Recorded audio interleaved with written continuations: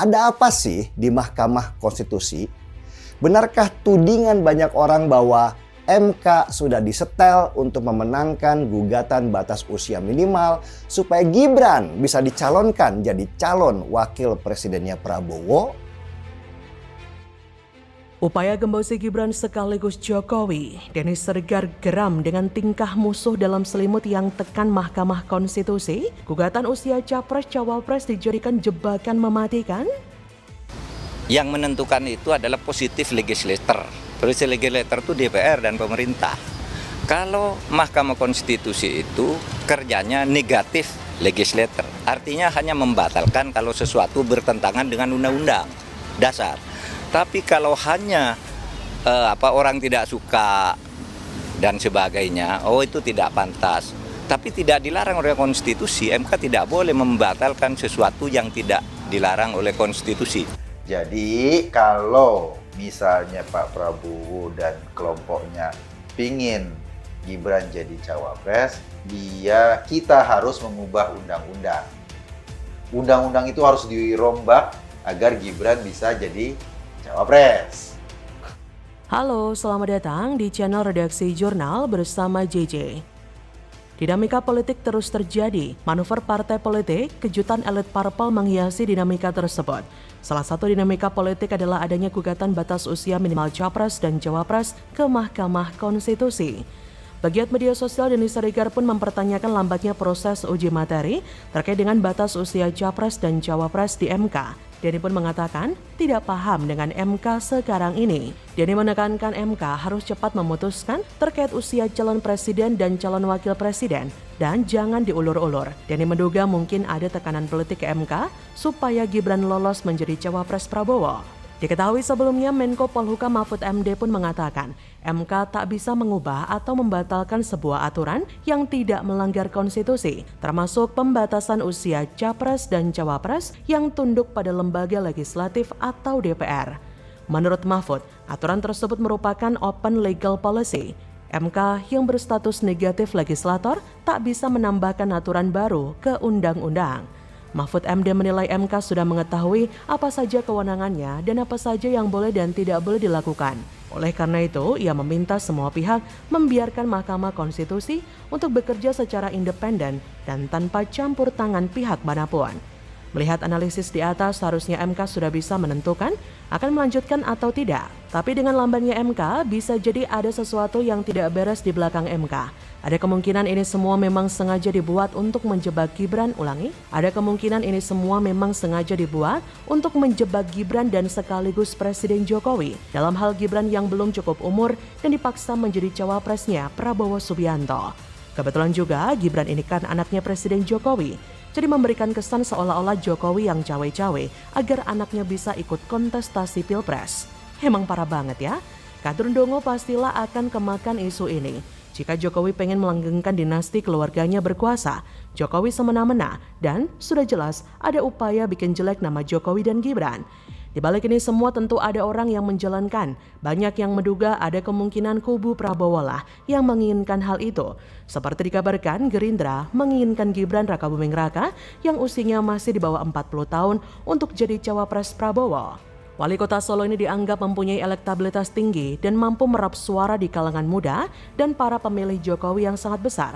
Kepuasan masyarakat terhadap kinerja Jokowi sangat tinggi, sehingga siapapun yang dekat dengan Jokowi mendapatkan berkah elektoral, apalagi Gibran sebagai putranya. Selain itu, Gibran sendiri sudah menjadi wali kota Solo sekitar 3 tahun dan sudah terlihat kinerjanya. Wajah kota Solo di bawah pimpinan Gibran sangat terlihat maju. Maka dari itu wajar jika Prabowo sangat ingin usia cawapres diturunkan dan menggugat ke MK. Jadi, ini adalah bagian dari drama politik. Siapa yang menabur angin, dia yang menuai badai. Kalau ada yang menggugat usia minimal, maka jangan heran bakal ada yang menggugat usia maksimal. Tentu saja kubu Prabowo jadi pusing sendiri kan? Tapi banyak juga yang mendukung usia maksimal capres 70 tahun dengan alasan pemimpin jangan terlalu tua. Bahkan ada yang sarankan aturan larangan nyapres bagi yang sudah pernah 3 kali ikut pemilu tapi kalah. Tapi kita nikmati saja drama ini sambil makan popcorn. Saya masih belum tahu mau dibawa kemana arahnya. Jadi, bagaimana menurut Anda?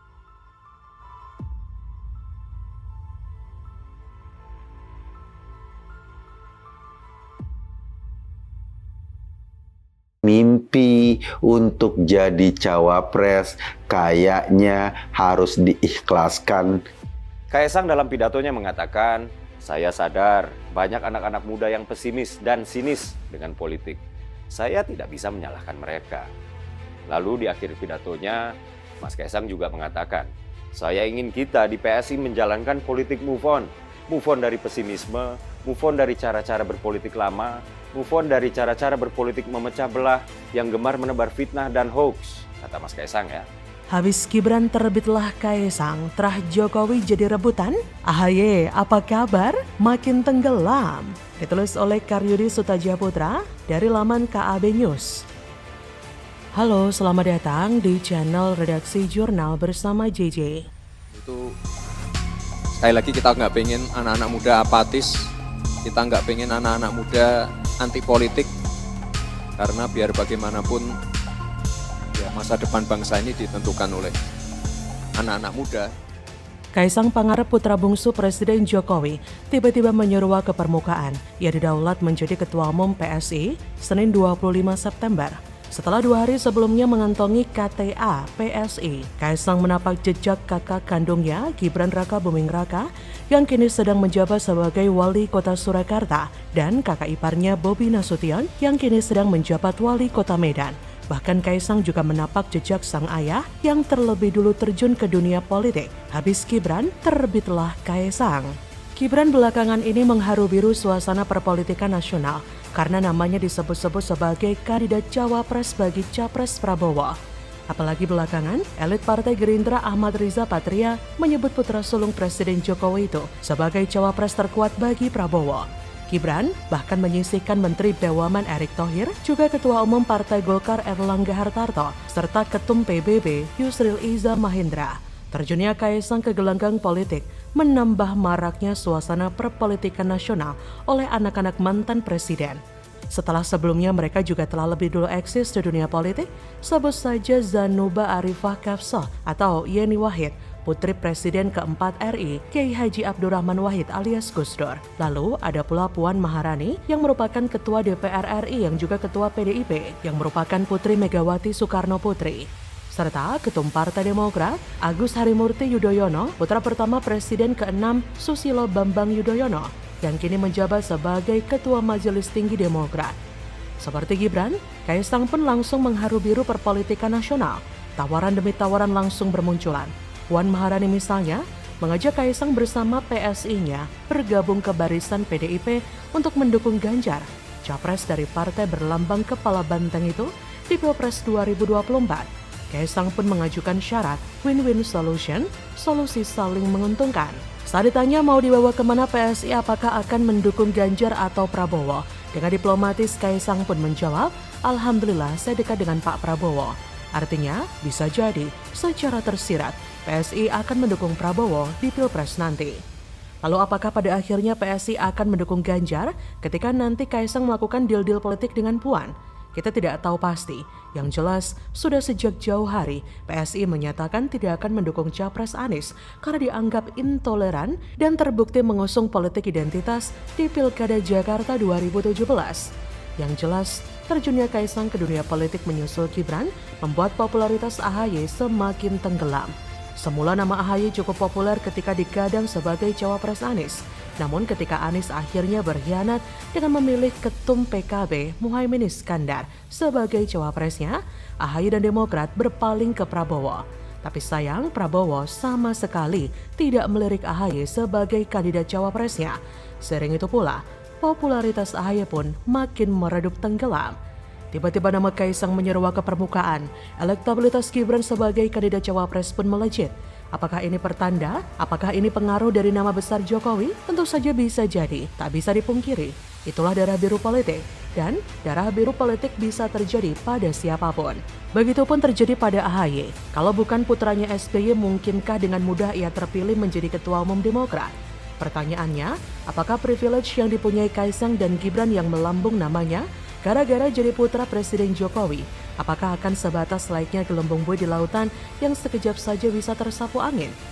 Harus dibuktikan dong di lapangan, Kaisang dan Gibran tidak bisa selamanya mengandalkan nama besar dan kekuatan ayahnya.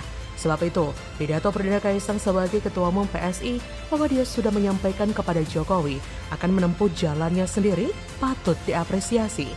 Tapi sekali lagi, itu harus dibuktikan di lapangan. Kalau ternyata Kaisang masih bergantung pada sang ayah dan juga Gibran pun demikian, maka persepsi publik bahwa keduanya hanya semacam gelembung buih di lautan akan menjadi kenyataan. Tapi kita lihat, Gibran, jejak rekamnya di Solo menunjukkan sebuah keajaiban. Bagaimana menurut Anda?